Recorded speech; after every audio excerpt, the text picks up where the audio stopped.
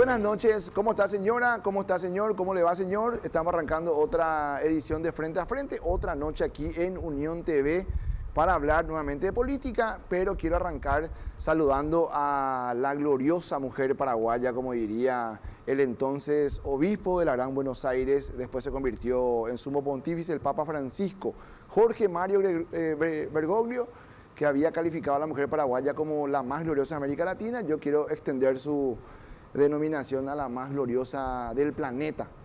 Y si hubiera vida en otro planeta, también la paraguaya sería la mujer más gloriosa de la existencia.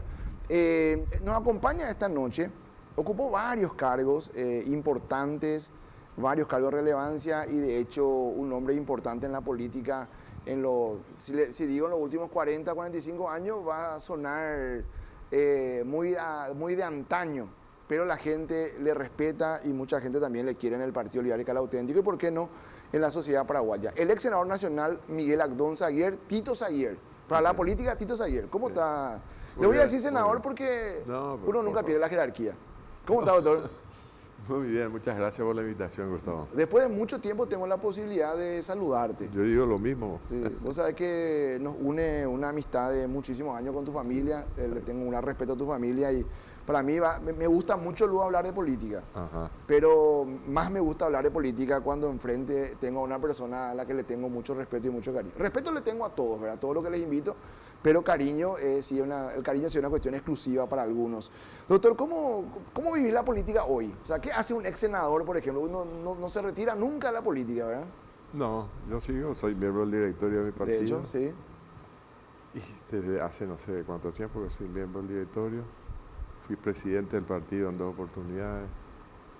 Y sigo haciendo política, soy un animal político. Sí. Y es realmente, me viene de familia, ¿no? Un referente de mucha consulta, de gravitancia también en los momentos complicados del partido y que sentí que te escuchan los correligionarios. Sí, nos escuchamos y a veces no nos escuchamos. Sí. Bueno, quiero arrancar preguntándote, en su momento dijo la senadora Celeste Amarilla, hay partidos logrados para 15 años. ¿Compartís con esa opinión o crees que el Partido Liberal puede hacer un golpazo en las próximas elecciones presidenciales? En alguna fórmula, o sea, con Prieto, con Payo, con Katia, encabezando, secundando, ¿puede pegar el salto del Partido Liberal? Yo creo que sí, porque veo un proceso que ya ocurrió en el pasado reciente, pero que hoy veo de una manera con más entusiasmo este proceso de unidad de la oposición. Fíjate lo que ocurrió recientemente con el tema de la nominación de la candidatura de la oposición unida, Soledad o la de Joana, la diputada. Yo veo muy auspicioso todo esto porque veo que en el proceso la unidad se va consolidando, hay más entendimiento, se van... Hay como mayor tolerancia también, ¿verdad? Sí, pero no solamente eso, sino hay muchas coincidencias con respecto al futuro inmediato y qué hacer. Sí. ¿Eso puede significar que Soledad tiene chances de ganar la intendencia en Capital? Yo creo que sí.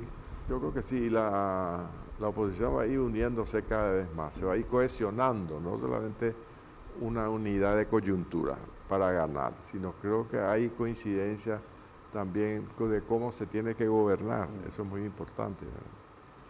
Y bueno, las circunstancias que se están dando en este momento son muy propicias para que la oposición gane las elecciones acá en Asunción y en muchos otros municipios. ¿Qué le pasó al Partido Liberal en los últimos 10 o 15 años en Capital, doctor? Porque hoy no tiene un diputado por Capital, tiene un concejal más que el periodo anterior, pero igual es un número escaso. Como que mermó un poco en su momento, hubo una disputa fuerte en Capital, con liderazgos grandes, fuertes. Sí. Eso como que se apagó un poco. ¿Tenés un análisis de por qué ocurrió eso? Bueno, no sé qué me ocurrió a mí también, ¿verdad? Pero es notable. Recuerdo que cuando Rambo fue candidato a diputado por Capital, encabezó la lista. Hermes Rambo Saguier. El partido logró elegir 5 diputados. 5. 5. Hoy no tenemos Eran ninguno. más bancas, en verdad, pero igual eran 5. Sí, 5, lo mismo. Sí. Ahora no hay ni uno. Y el partido tiene una organización bastante amplia acá. Tenemos más de 50 comités. A diferencia de 45 seccionales coloradas. Sí, pero nuestra militancia es muy a pulmón, muy distinta a los colorados. Los colorados generalmente tienen su cargo público, hacen política casi permanentemente. Prebendaria. Sí, bueno, en nuestro caso también hay algunos episodios de esa naturaleza, pero no tan generalizada como en el caso. ¿Nosotros qué le ofrecemos a nuestros militantes? No le ofrecemos cargo público.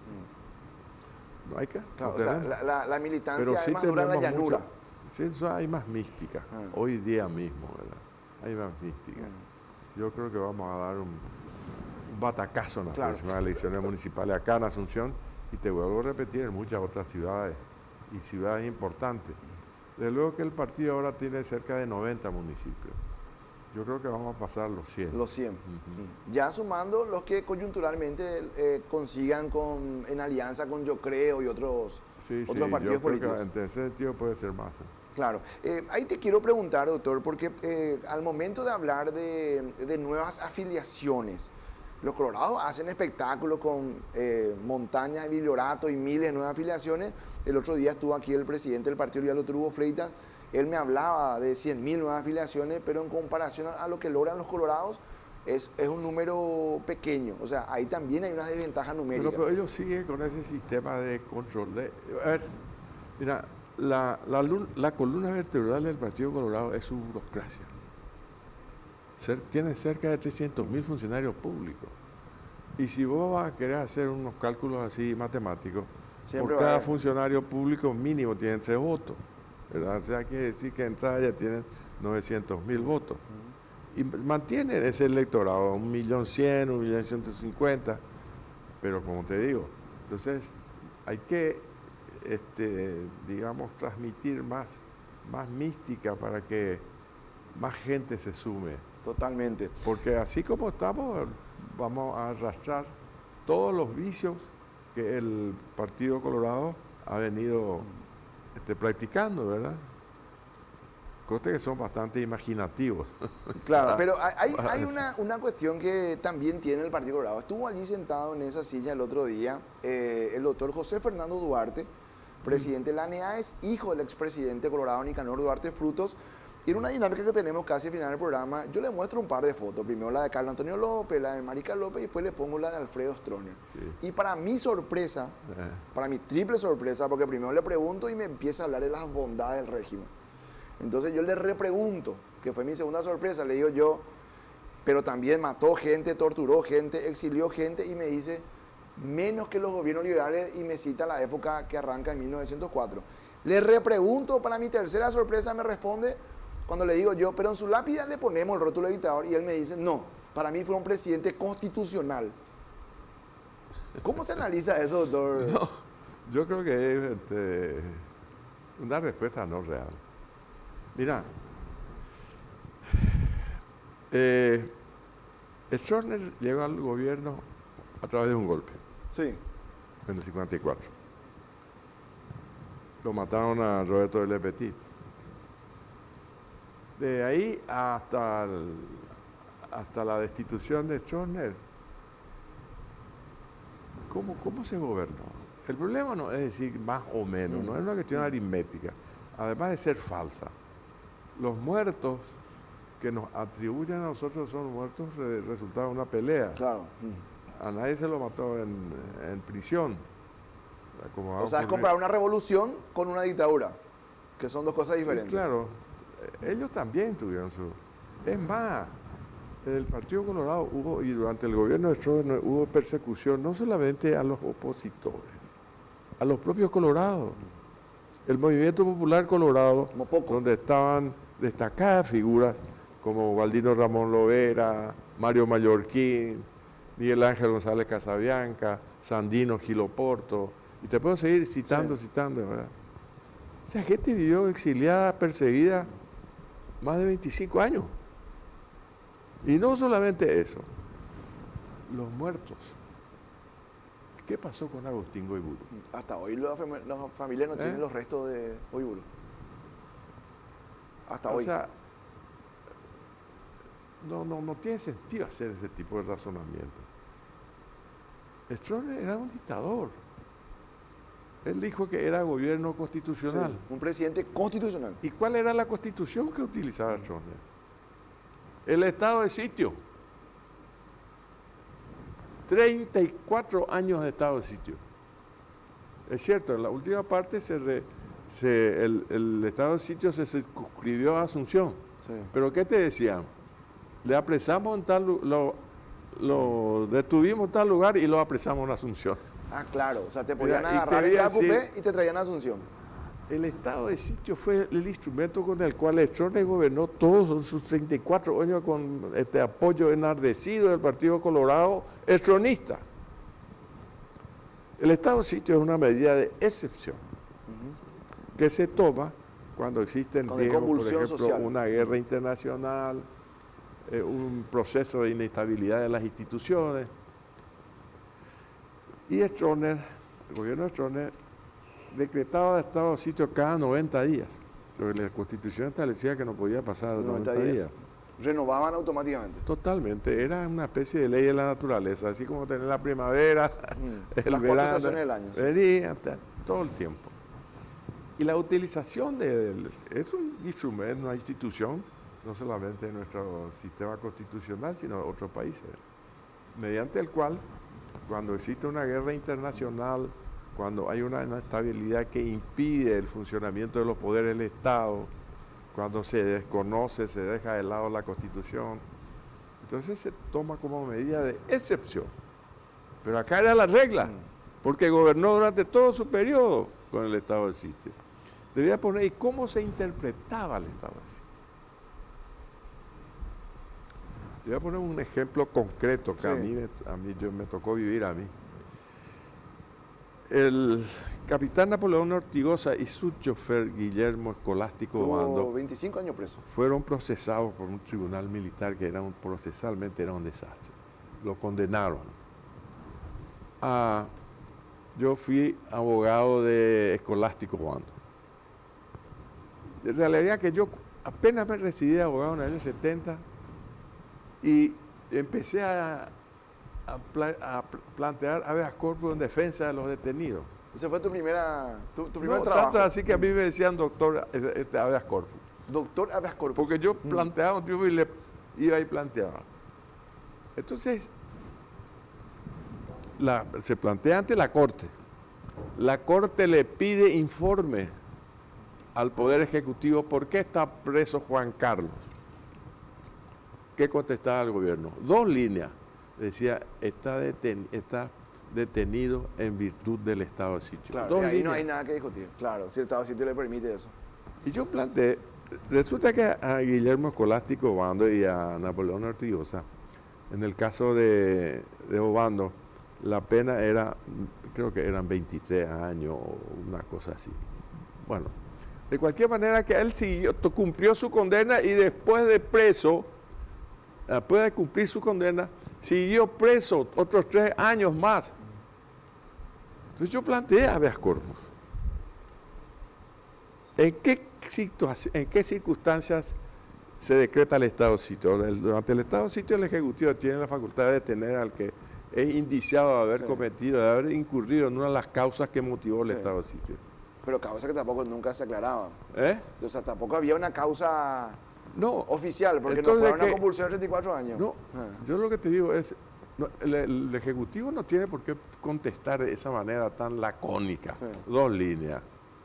Tiene que decir, Juan Carlos estuvo en tal cosa, esto y esto, y tenemos aquí las pruebas, las manifestaciones, No, sencillamente decía artículo tal. Es decir, de tal manera que el detenido, en virtud del estado de sitio, tiene que estar vinculado con una causa. ¿Cuál es esa causa? Desestabilización del gobierno, conspiración, lo que vos quieras. Y yo te pregunto, ¿cómo puede desestabilizar una persona que está 23 años presa? Encerrado, Absurdo. Claro, ya está en aislamiento. la Corte tenía que haber decretado la detención, pero no lo hizo. Y recuerdo que yo critiqué ese fallo por la prensa, el diario ABC Color y Última Hora, creo que recogió mis declaraciones. Yo dije, no entiendo cómo es posible que un profesor de Derecho acepte esta explicación. No sé cómo un hombre que cree en Dios se va a la iglesia, ora y después se va a su casa a almorzar con sus hijos. ¿Cómo tiene cara para mirar a sus hijos? Un juez que tiene que ser el protector de la libertad. El asunto es que me querellaron. Me querellaron a mí por agresión verbal, por insulto, por ofensa y cosas así. El Stroessner gobernó, la constitución de Stroessner era el estado de sitio. Permanente. Claro, es más, te cuento, en la cárcel, en la comisaría tercera, o sea que está ahí en la calle Chile. Chile, sí. Estaban detenidos, en virtud del estado de sitio, durante 18 años, 3 dirigentes comunistas. 3 dirigentes comunistas. Conocidos dirigentes comunistas. 18 años presos en virtud del estado de sitio. En una comisaría. En la comisaría. No tenían posibilidad de defenderse. Y bueno, supongamos que eran marxistas, leninistas. ¿Y por qué van a estar presos? Por eso. Quiere decir que no hay libertad de pensamiento.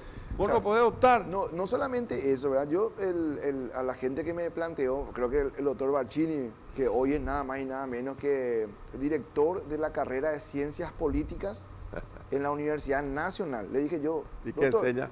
Enseña estronismo. y yo le dije, un día va a levantar la mano un chico y te va a preguntar si fue una dictadura. Y él defiende que fue un gobierno tenaz, que no fue una dictadura.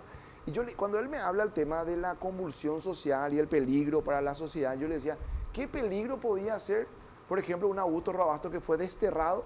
Sí. ¿Qué peligro podía ser ese pobre señor que tenía apenas una pluma para escribir un par de líneas? Yo el Supremo.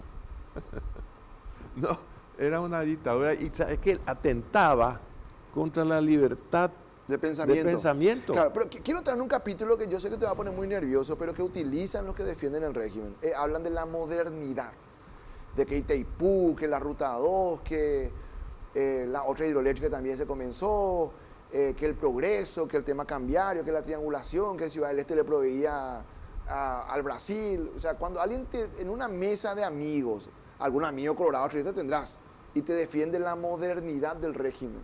Entonces, con ese criterio no podemos criticarle al régimen de Pekín. Se está modernizando. Pero hay partido único. Acá había partido único, de hecho. Mira, para ingresar a la policía como cadete, como oficial, para ingresar a las Fuerzas Armadas, tenía que estar afiliado al Partido Colorado. Funcionaba como partido único. Nosotros estábamos, digamos, haciendo resistencia para sobrevivir. Entonces, ¿qué me van a hablar de modernidad eso? Un atraso del pensamiento. Y ellos siguen este esquema. Porque en la función pública, en un 90 y tanto % son todos afiliados al Partido Colorado. Ahora, José Fernando Duarte es un muchacho formado. Estudió en la Argentina, estudió en Francia, estuvo 15 años afuera. O sea, un muchacho con el que uno puede no coincidir, yo no coincido, pero se nota que tiene una formación muy sólida. Si él replica esto y la mitad de la platea le aplaude, entonces, ¿qué nos pasa como sociedad? Porque la mitad de la platea le aplaudió, la mitad le vilipendió y la mitad le aplaudió. Entonces, quiere decir que la democracia tiene una deuda con la gente, por eso la gente coincide con ese pensamiento nostálgico. No, ellos siguen manteniendo que la verdad única en política es el Partido Colorado. Así es. Pues no puede haber un Partido Colorado que reniegue de esa historia. No van a renegar, pero van a seguir siendo un partido que hace fraude de las ideas, que mantiene un régimen excluyente, con un proyecto siempre de controlar todas las instituciones. y dejar un margen mínimo para que la oposición sobreviva, digamos, ¿no? Pero en este momento yo creo que hay un proceso bastante alentador, la oposición, y hay sectores de la población que critican ya sin pertenecer a ningún partido político, aún Colorado, los mismos colorados están en esta posición. ¿Por qué se quedó tanto tiempo Stroessner? Porque el Partido Colorado le legitimó toda su dictadura, a cambio de dejar de hacer... Stroessner era el que hacía política y ellos eran los que se beneficiaban de ser seguidores de Stroessner. Esa es la verdad. ¿Y por qué cae después? Y porque era una lucha de poder entre ellos y Rodríguez no podía reivindicar el esquema de Stroessner, entonces dio apertura. Sí. Que bueno, Claro. está bien. A partir de esa apertura a un sistema democrático que Andrés Rodríguez se queda con el principal articulador del golpe, también se queda como el conductor de la patria en el primer tramo y viene la primera elección presidencial, que fue la que gana el ingeniero Guasmosi. Sí. ¿Cómo le fue con Domingo Laíno en esa elección y qué les faltó para ser el primer gobierno electo de... Y la oposición, si se unía, ganábamos. Claro, estaba Sí, Caballero Vargas. Caballero Vargas y Laíno. Laíno. Y resulta que también esos sectores, que está bien yo, pero a veces nos consideran que el Partido Liberal es una especie de pieza que puede ser utilizada, ¿no? Entonces nos dicen, no, usted no, nosotros vamos a... Y se presentó Caballero Vargas, ¿y qué pasó con Caballero Vargas? ¿Qué pasó con el Encuentro Nacional? Después vino Fadul, tampoco quiso, no, nosotros vamos a ganar. ¿Y qué pasó con Patria Querida? El Partido Febrerista mismo. En el año 36, con el golpe de Franco, se partía de la premisa de que con él desaparecía el Partido Liberal. Murió Franco y desapareció el Partido Febrerista. El único caso que realmente nosotros entendimos y le apoyamos francamente a Lugo fue el Partido Liberal. El Partido Liberal es el que le dio toda la estructura orgánica y los votos. Sí. Lamentablemente él prefirió darle más importancia a los partidos que no tenían la fuerza y el caudal del Partido Liberal. No tenían. Nosotros siempre hemos sido muy amplios, le apoyamos. Ahora le apoyamos, recuerdo que le apoyamos a Michel Carrizosa para intendente. Sí. Se baja Anqui Boxia. Se bajó Anqui. Ahora se bajaron unos candidatos también de otros partidos políticos y ellos está bien.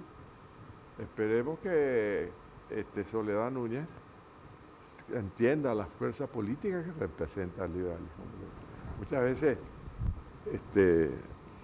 quieren disminuirnos, ¿no? Somos un partido, nosotros somos liberales, pero en el sentido sustantivo de la palabra. Ahí estuvo sentado el diputado Raúl Benítez y estábamos haciendo un juego de fórmulas para el 2028. Si tiene que encabezar Katia, si tiene que ser Carlos Estigarribia, si puede ser Víctor Río, traerlo de la Corte, si tiene que ser Payo, Miguel Prieto. Y cuando hacíamos las posibilidades, él me decía, ¿por qué tiene que estar sí o sí un liberal en la chapa? Yo le decía, porque yo no concibo una dupla opositora real sin que lo integre un liberal, porque el Partido Liberal es el que tiene el 80% de los mesarios, los dirigentes de todo el país, las intendencias. O sea, hay gente que en la oposición plantea que ustedes tienen que apoyar nomás, pero no salir en la foto. Bueno, quieren utilizarla al Partido Liberal. Pero a nosotros nos interesa fundamentalmente que las instituciones republicanas y democráticas se consoliden y dejar atrás definitivamente esta larga hegemonía del Partido Colorado, con sus diferentes matices, ¿verdad? Pero el Partido Colorado esencialmente sigue siendo igual. Hay algunos cambios. Mira, te voy a poner un caso que yo sé que a vos te toca de cerca porque entiendo que era en la juventud era muy amigo de Agustín, que es tu hijo, ¿verdad? Que es mi amigo también aparte. Santiago Peña, liberal de origen. ¿Sí? Se fue del partido, le abrió la puerta al Partido Colorado y hoy es presidente de la República. ¿Cómo toma el partido eso? ¿No le arroparon lo suficiente? Yo te voy a decir una cosa. Eusebio Ayala, que fue un gran hombre, fue un patriota, El presidente de la Victoria. El presidente de la Victoria, y que no pueden negarle méritos, que murió en el exilio y recién pudo volver sus restos volvieron después de cerca de 50 y tantos años. Él decía que uno puede cambiar de partido político, pero ¿por qué cambiar? ¿Qué aspirar? Hay que ver qué nos dice Santiago Peña. Santiago Peña. ¿Un cargo puede ser? ¿El cargo de presidente puede ser? O sea, ¿es suficiente motivo para cambiar el partido, ser presidente de la República? Y si él cree que... si es para ventajas personales, yo creo que está mal. Está mal.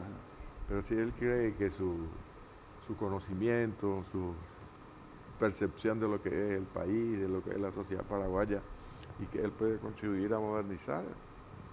Claro. Cuando el Partido Colorado pierde el poder con la victoria de Fernando Lugo en abril del 2008, salen a buscarme, contó un día cada una historia, creo que fue Cartuma, me dice, se fueron a buscar a Lino Oviedo, que vuelva al partido, no aceptó, y se fue y le buscaron a Horacio Cartes. ¿Por qué al Partido Liberal le cuesta tanto salir a buscar un hombre en la sociedad que venga a representar para un proyecto presidencial que tenga los recursos? El caso que vimos parecido fue el de Norman Harrison, pero no le fue tan bien, o sea, terminó concretando un proyecto presidencial. Pero él no se postuló nunca. No, claro, pero se perfilaba como presidenciable y terminó desertando de esa candidatura, o sea, terminó no siendo candidato. A lo mejor porque el partido no supo arroparle, porque el partido no supo darle el espacio y porque el partido no supo mostrar ese espíritu de cuerpo, así decir, te vamos a llevar a la presidencia de la República. Pero hubiera sido un gran aporte para la democracia y para el Partido Liberal que si Norman se decidía para la candidatura, podíamos ganar perfectamente. Pero el problema es que le ahuyenta a mucha gente tener un partido pobre, no tiene recursos, y arriesgar. En el caso de Norman, en el caso de Horacio Cartes, él vino y le sacó del pozo al Partido Colorado financieramente. Eso es lo que dicen lo que le rodean, y prácticamente no es que alquiló el Partido Colorado, prácticamente lo compró. Está decidiendo ya hace ¿cuánto tiempo? O sea, el Partido Liberal tiene un problema de plata, no de mística. Mística sobra, lo que falta es plata. Mira, yo creo que ellos saben cuáles son las ventajas. Si le dicen el título no vale nada, lo que vale es el carnet de afiliación. Muy guapito, acá lo que vale es... Entonces, en esas condiciones... Pero nosotros tenemos que hacer un gran esfuerzo, la oposición, y repetir lo de Fernando Lugo, pero con un compromiso más sincero y más franco de que vamos a gobernar juntos. ¿Vos ves esa posibilidad? Muchas veces quieren ganar con el Partido Liberal, pero no quieren gobernar con el Partido Liberal. Eso es muy importante, lo que pueda ocurrir acá en Asunción con Soledad. Con Soledad. Claro, que de hecho también se vio algo de eso en Ciudad del Este, que el Partido Liberal le apoya, yo creo, y al rato ya viene una pelea de Dani Mujica con algunos liberales del Este, como diciendo nos dejan fuera. Nosotros le apoyamos y nos dejan fuera. En Asunción, vamos a irnos al supuesto de que gane Soledad Núñez, para ustedes va a ser muy importante cómo se gobierne en Asunción para tener una idea de cómo puede ser esa fórmula para el 2028. No, si resulta eso, vamos, yo creo que en el 2028 la oposición va a ir unida. Va a ir unida. Si es una buena, si el ejemplo de Soledad, primero la victoria, después la administración, le da un empujón a la institución municipal, a la municipalidad de Asunción, desde su gobierno, con la colaboración del partido, yo creo que va a ser muy fácil que en el 2028 se llegue a un acuerdo con los otros partidos claro, políticos. Y de los referentes que están por fuera del partido, ¿quién te gusta más? Está Miguel Prieto, que quiere ser, Katia González, que quiere ser, Payo, que siempre está rondando la posibilidad de vuelta a una candidatura. ¿Quién te parece? Pero Payo es a veces impredecible. Es un gran luchador, pero a veces te descoloca. Nosotros tenemos candidatos potenciales dentro del partido y yo supongo que vamos a cotejarnos. ¿Quién va a ser el próximo presidente del PLRA? Porque en junio no pudieron elegir en agosto del año pasado, van a elegir ahora en junio, en coincidencia con las internas municipales. ¿Quién va a ser el presidente del Partido Liberal? Alcides Rivero. Alcides Riveros. Alcides Rivero es un hombre de partido, empezó de abajo. Cuando yo fui presidente por primera vez, él estaba trabajando, no quiero decir a jovencito ya, hace tanto tiempo otra vez, tiene una militancia de más de 20 años. Ya estaba trabajando en el partido. Sí. Él conoce todo el partido, toda la estructura del partido, los comités, tiene vivencia partidaria y puede hacer una buenísima administración. ¿Le va a ganar él a Everillano y le va a ganar a Dionisio Amarilla? Yo creo que sí, ¿verdad? Pero estamos en Partido Liberal o un Partido Democrático. No se pueden hacer afirmaciones así tan rotundas, va a ganar fulano. Pero yo ¿vos creo crees que va a que ser? tiene más posibilidades Sí. investigativas. Y va a significar, Alcides Riveros, y va a significar... Alcides Rivero, sí, digo. y va a significar la conclusión de una etapa de presidencia que completa un periodo. Hugo Fleitas como vicepresidente, que era de Efraín Alegre. Ahí tengo dos preguntas. Primero voy a ir a esta.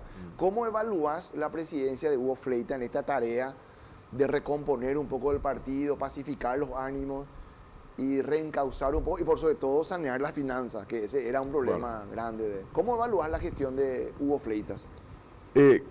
Cuando se realizó la convención, después de las elecciones, Para sacarlo a Efraín Alegre. que lo removió a Efraín Alegre, surgieron los planteos de cómo salir de la crisis. Eran, propuestas verdaderamente, me parecían a mí tan, por no decir locas, decir irreales. Sí. Jaeli dijo, yo voy a pagar toda la deuda. No, ¿verdad? La parte política. Política primero, sí. Y yo le dije, señores, acá hay que mantener la institucionalidad. ¿Y cómo? Y tenemos que aceptar que el presidente del partido tiene que ser el vicepresidente, como dicen los estatutos. Mira, vamos a hacer una especie de espectables, senadores, diputados. Nadie iba a respetar.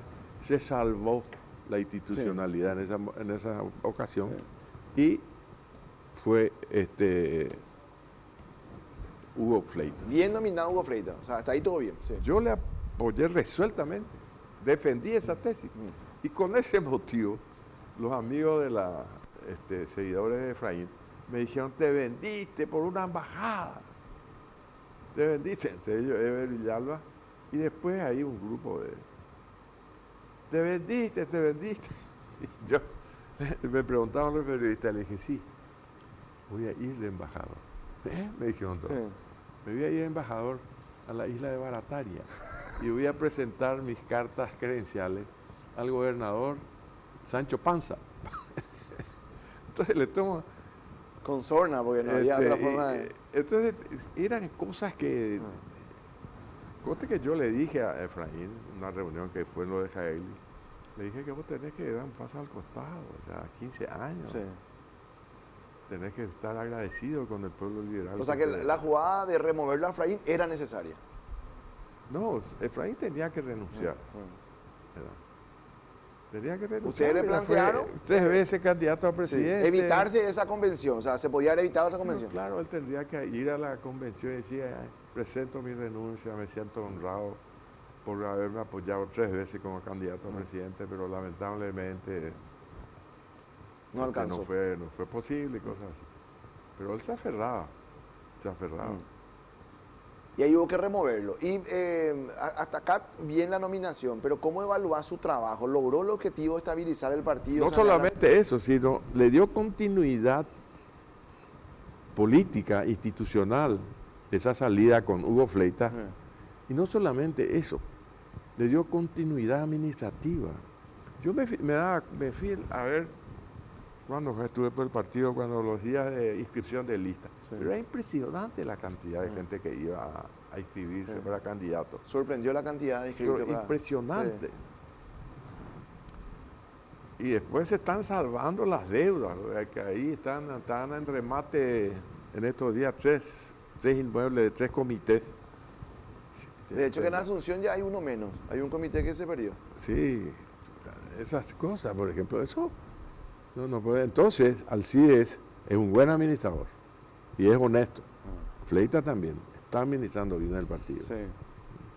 No va a resolver todos los problemas, pero como te digo, la salida que adoptó la convención del partido aseguró la continuidad institucional y la continuidad administrativa. Hay que evaluarlo por ese lado. Ahora, el proyecto político también, hay una cantidad. ¿Por qué hay tanta cantidad de candidatos liberales en este momento? ¿Por qué? Preguntémonos un poco. No seamos fanáticos. ¿Por qué no se van a cruzar, no se van a yo creo? No. Y se quedan en el partido. Porque ¿sí? Fleita, yo francamente te digo que para mí fue una sorpresa. Porque está afrontando todo eso y aseguró, se reunía a la sesión del directorio, se lo insultaba, se lo agredía, y él seguía y seguía y seguía. Yo le apoyé desde un principio. Y estoy contento por haberle apoyado. Creo que el partido está ordenando. O sea, ¿vos crees que es injusta la calificación de presidente tibio? Pero cuando dicen es un presidente tibio. Pero te voy a decir una cosa. Dionisio Amarilla se va a lo personal. ¿Quién? ¿Cómo? ¿De dónde surgió la idea de hacer la manifestación de la oposición en el mes de marzo contra el gobierno? En la Plaza de la Democracia, que reunimos cerca de 10.000 personas. ¿Te acuerdas? Sí. Bueno, y con Fleita a la cabeza del partido. Yo hablé con él y él me dijo, tenemos que hacer esta protesta. Había no recuerdo qué episodio era. Y empezamos a hablar con los líderes, los dirigentes de la oposición, y se hizo esa marcha, ese acto de protesta. ¿Y eso qué? Eso es, mira, yo te digo una cosa, sacar 10.000 personas no es fácil. Y hay que entender por qué. ¿Por qué hay que seguir insistiendo con eso? ¿Por qué tenemos que seguir movilizando a la gente? Claro. ¿Sabes por qué? Hay una frase que yo siempre tengo presente. Cuando los de abajo se mueven, los de arriba tiemblan. Ahora fíjate vos que en este momento de esa movilización en contra de la modificación de la caja fiscal. Sí. ¿Viste? Claro, los maestros pararon. Sí. Pero salió la gente. Estaban para aprobarse ese día y la movilización de la gente. Tuvieron que dar un paso atrás. Claro, ahora. Está bien que haya hecho, Sí, el gobierno hizo bien. Bueno. Pero te digo nomás, la acusación que le hacen a Y esa decisión ya posterior, ya Hugo Fleita presidente, de decir, vamos a sacarle a estos 4 senadores que se comportan como cartistas, los famosos liberocartistas. Sí, Dionisio claro. Amarilla, Edgar López, Hermelinda Alvarenga Ortega y Noelia Cabrera. ¿Eso estuvo bien? Estuvo perfecto. Pero ustedes sabían que iban a volver con una acción judicial, que era una sanción más moral que efectiva. No, y políticamente también. Dionisio Amarilla es una vergüenza. Acompaña todas las propuestas del gobierno. ¿Qué hace la oposición? Tiene que diferenciarse. O sea, fueron del bien gobierno. expulsados. ¿Eh? Fueron bien expulsados. Claro, con razón, pero por una amplísima mayoría. Nadie le defendió. Nadie le defendió a ninguno de ellos. Y ese es uno de los problemas que tenemos también en el partido. En la historia del partido, las traiciones son terribles. Pero después quedan los que han traicionado al partido quedaron en el basurero de la historia. Pero está bien, eso no son opositores. Lo sabe todo el mundo y todo el mundo lo repudia. Va a ver ahora el resultado, cuántos votos saca. Se presentó candidato a presidente del directorio, lista Sí. 100. Lista 100. Lista 100. Me dijo Hugo Fleita que no va a pasar el 10%. ¿Coincidís con ese pronóstico? Sí. No sé cuántas listas presentó. Claro, yo te preguntaba si estaban bien expulsados o hay que dejarles que estén en el partido y hay que ganarle elecciones. No, hay que expulsarle otra vez. Si siguen apoyando, o sea, son... Pero ahí hay una discusión constitucional, doctor, y que ahí te ha llevado a un campo que vos dominás, ¿verdad? Porque ahí pues te dicen, claro, el directorio da una instrucción y estos tipos hacen lo que quieren, pero ahí pues ellos te van a decir, lo que pasa es que la Constitución dice que no hay mandato imperativo y que el senador puede votar como quiera. Eso pues dicen ellos. Entendeme, nosotros tenemos un estatuto, Sí. es nuestra Constitución. Ah, claro. El estatuto es la constitución. Establece, ¿qué es lo que hace la convención? Por estatuto. La convención lo que hace determina la línea política del partido. ¿Y qué nos viene diciendo la convención? Que es legítima la representación del liberalismo. Y muchas veces hay ardor, nos tiramos sillas, se toma una trompada, pero tomamos nuestra decisión como nos dicen. Y nos dijo, oposición, esa es la línea política, oposición. ¿Y el que se sale? Se tiene que buscar otro partido. Está la pena. La pena es la expulsión, la más grave de todas. Sí. Y ahí pues, ¿qué te dicen? Pero, suelo escuchar que Vargas Peña dice, pues entonces no hay tolerancia, es un partido fascista, es un partido que no... Pero ¿cómo va a ser? Pero mira, si vos te asociás a un partido político y está su estatuto, y en su estatuto está que la autoridad máxima es la convención. Y la primera función que señala nuestro estatuto es la de establecer la línea política. Sí. Eso te dice, nosotros no le negamos a nadie. Fíjate, si no te gusta, si te parece que eso es fascismo, ¿para qué entra? No es una disposición personal mía, no es un capricho. Es nuestro régimen institucional, es nuestro estatuto. ¿Qué es lo que quieren hacer? Quieren aprovecharse del pueblo liberal, ser electos y después se van y transan con el gobierno. O sea, funcionan como satélites del gobierno. Claro. Claro. Doctor, ¿por qué no llegó Efraín Alegre con 3 candidaturas presidenciales? En la última con una diferencia grande. La del medio, la que fue frente a Marito, lo dijo el propio Horacio Cartes, que si las elecciones duraban 1 hora más, ganaba Efraín Alegre. O sea, esa estuvo cerca. Pero la última, por lo menos, con mucha diferencia en contra. ¿Por qué no llegó Efraín Alegre? No sé, mira que Efraín Alegre hizo oposición. Y además, en una de las manifestaciones, esa manifestación en contra del propósito de Carter de modificar la Constitución vía enmienda para permitir la reelección, él encabezó la marcha y le hirieron, inclusive le pegaron un escopetazo en el hombro. Que es la que termina herido. Esa fue la noche, la tardecita. Acosta. La tarde, 5 de la tarde del viernes 31 de marzo. Sí. Del 2017, que después termina herido el diputado Acosta y que a la noche muere Rodrigo Quintana. Rodrigo Quintana, fíjate lo que hacen estos colorados. Atropellan un local cerrado de noche. Eso está prohibido. No se pueden hacer allanamientos en hora nocturna. Y para hacer un allanamiento tenés que tener orden judicial, salvo un caso extremo en que vos grites, veas pasar por ahí. Me va a matar, me va a meter. Entonces entras a... Ahí hay flagrancia. Claro. Y viejo, no, Efraín hizo oposición. No se le puede por lo menos cuestionar. Yo le apoyé y después que la tercera vez yo me fui y le dije, creo que tenés que renunciar. ¿Qué te respondió, doctor? No, me dijo. Me voy a quedar. Yo le dije, mira que van a venir, te van a pedir tu denuncia, te van a echarle. Que venga, me dijo. O sea, la avisaste. Pero a Laino también se lo expulsó, ¿no? Sí. Después volvió, después se le levantó la tucha.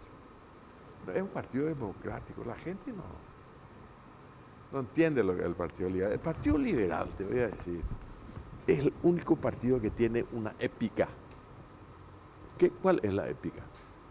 La épica es un episodio histórico que conmueve a la masa. Sí. La hazaña. Sí, ¿cuál es? El 18 de octubre de 1891. Fíjate lo paradójico que es. ¿Quién era el presidente de la República? Juan G. González,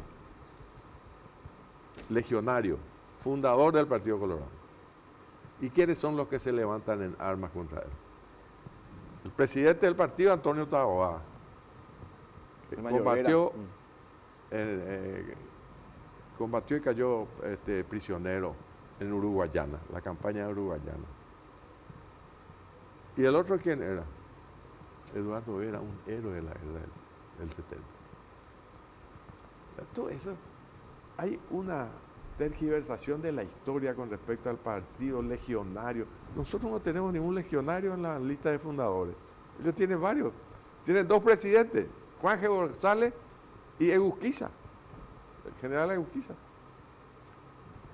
Pero este es un partido, vos le decís a la gente del 18 de octubre, este día liberal, te dicen. Sí, a diferencia del 10 de julio, piensan que el 18 de octubre es... No te dicen, Sí. ¿cuál es el día de la fecha de fundación del Partido Colorado?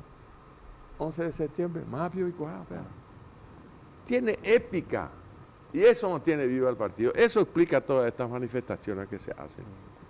Estas listas que se presentan ahora. Muchos ya no, muchas veces ya no quisieron rezar el requiem. Pero Hay partido para rato. hay partido liberal para rato. Doctor, te quiero mostrar una foto. Me encanta la charla y pasó volando la horita de charla. Te quiero mostrar unas fotos y que vos me digas qué impresión te causan cuando ves estas fotos en esta pantalla que tenés aquí enfrente. La primera foto de la noche, por favor. Alfredo Stroessner. Sí. Ya. Sí, sigue teniendo. No, ni siquiera llegó a ser un anciano bonachón, sigue siendo un déspota. Ni siquiera llegó a la categoría de anciano bonachón. Mató mucho, doctor. Mira, yo lo que te digo que lo que sé, ¿verdad? El caso de Agustín Goiburú, evidentemente, lo secuestraron y lo mataron. Después, muchos otros casos, sobre todo a los del movimiento 14 de mayo que venían así para hacer violencia, pero cayeron prisioneros y fueron masacrados. Después de estar ya inermes, fueron arrojados de los aviones. No se los sometió a ningún proceso. Bueno, desde luego que el que dirigía esa represión bárbara era este general Colmán, que era el comandante del RI-14 famoso. Pero Stroessner no tenía, ¿Hablaste una vez con él? No, nunca. No, nunca. Nunca. Ni lo viste pasar cerca. Nunca ni le viste cerca, ¿verdad? No. Una vez lo vi de cerca, che. Más o menos hacía unos 10 metros otra vez, sí. En el velatorio del coronel Arturo Bray. Había sido que Stroessner era cadete cuando el director de la entonces escuela militar era Arturo Bray, que después esa escuela de cadetes pasó a constituir el regimiento 6 de infantería que fue a la guerra. Sí. El comandante era Bray y Stroessner era cadete. Según Bray era un buen combatiente, joven. Creo que después terminó así. Siguiente foto. Eligio Ayala. Gran hombre, gran hombre. Desde el punto de vista personal, humilde, hijo de madre soltera, se eleva intelectual y moralmente a niveles hasta ahora inalcanzables entre nuestros políticos. Para mí Lo reconocen incluso los colorados.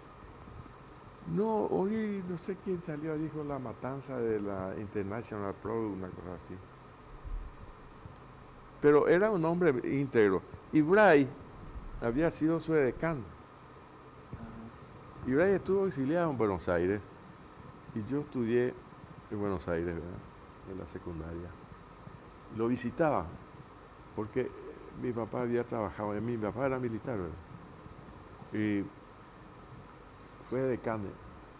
Era un personaje, ¿verdad? Dice que pasaba de mañana a buscarle con el coche, ¿verdad? El chofer y él. Y él se sentaba adelante y le decía, mayor, ¿subió o bajó al río? Le decía. Ah, mira. Entonces, él no podía decirle no sé. Y le decía, subió, señor presidente. Y se llegaba yo al palacio y corriendo le llamaba a la gente de la Armada para que me diga cómo está el río.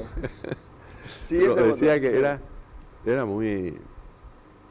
Cuando en el gobierno de Eligio Ayala empieza a armarse el Paraguay. Sí. Y esa mentira que largaron para llevar adelante manifestaciones de que el Paraguay estaba desarmado, no estaba preparado. Durante el gobierno de Eligio Ayala, el que fue a comprar armas a Europa fue el general Manlio Schenoni y su edecán era Bray. Y fíjate vos que compró armas, pero compró a nombre de gente privada porque la Liga de las Naciones le declaró a Paraguay país agresor. Sí. Entonces te tenía que traer a nombre de personas, ¿verdad? En nombre de empresarios y eso que trae. Y porque como se compraba así a título personal, le daban una comisión al general Manlio Schenoni, que era una comisión importante. ¿Y qué hacía él? Volvía a comprar fusiles. Mira, con la comisión. Qué espectacular. Siguiente foto. Federico Franco. Fue un buen presidente que entendió su función de hacer la transición por un 14 año. meses, sí. Sí, ¿Cumplió? Sí, cumplió. Siguiente foto. Horacio Cartes. Yo creo que corrompió más de lo corrompido que estábamos a las instituciones políticas. Daño, mucho daño. Mucho daño. Siguiente foto. Fernando Lugo. Fue un buen presidente, pero al final terminó seducido por la sensualidad del poder. Mira, ese es un detalle importante. Siguiente foto. Blas Llano. Buen dirigente. Soy amigo de él, así que me encuentro en la general de la ley. Claro. Vuelve hoy a la política. Ah, qué bien. Sí. Con valor. Quiere ser de vuelta candidato. Siguiente foto. Efraín Alegre. ¿Cómo le definís a Efraín después de lo que charlamos? Fue un dirigente de la época de la juventud en la universidad y después de presidente. Fue un presidente de partido firme. Lamentablemente no escuchó mi consejo y le tuve que decir que yo me... Te apartaba de eso, ¿verdad? Siguiente foto. Hugo Freitas, actual presidente. Para mí es una sorpresa. Excelente presidente. Tolera, mira, las agresiones que hacen al pobre, verbales, amenaza. Y él persevera con una humildad y con una entrega. Yo no podía de luego tampoco, si fui el principal defensor en la convención de que el presidente del partido tenía que ser el vicepresidente primero. No podía ser tan irresponsable en apoyarle y después dejarle, sí, la acompaño en todo lo que yo puedo, ¿verdad? Y es activo y vive de su trabajo. De médico. ¿Eh? De médico. De sí, oftalmólogo. Sí, hasta ahora. Doctor, gracias por acompañarnos. Muy no, buena por la favor. charla. Muchísimas gracias. Gracias y no te acuerdes de mí después de 6 años. No voy a dejar pasar tanto tiempo. No te voy a llamar a menudo también de la radio para analizar un poco la coyuntura. ¿Gana Soledad en Asunción? Yo creo que sí. Gana. Yo creo que sí. Sí. En Ciudad del Este está cantado lo que va a volver a ocurrir. Y en Mujica. Sí, y en Encarnación puede retener la oposición la intendencia o... Y ahí, por ejemplo, nosotros le apoyamos a Luis Ite en todos los 2 periodos que fue intendente, ¿verdad? Sí, y ahora el partido tiene un candidato, que es Carlos Pereira. Sí, el hermano del gobernador. El gobernador, sí, el actual diputado. Candidato. Gracias por el tiempo, doctor. Muchísimas gracias. A vos. Bueno, el ex senador nacional, el doctor Miguel Agdón, aunque para la política, a los efectos de la política es Tito Sayer. Si alguien te dice Don Miguel en el súper, vos no te da la vuelta a mirar. No. Si alguien dice Tito, ahí está, ¿verdad? Voy a dudar, pero no sé, algún acreedor o qué. De por ahí, bueno. Tito Sayer con nosotros esta noche aquí en Frente a Frente. Este capítulo repetimos a las 23 para la gente que como nosotros llega más tarde a la casa y mañana todos los cortes en redes sociales. Les deseamos un lindo resto de jornada y si Dios permite mañana a las 6 en punto hacemos otra mañana de la Unión. Que pasen bien.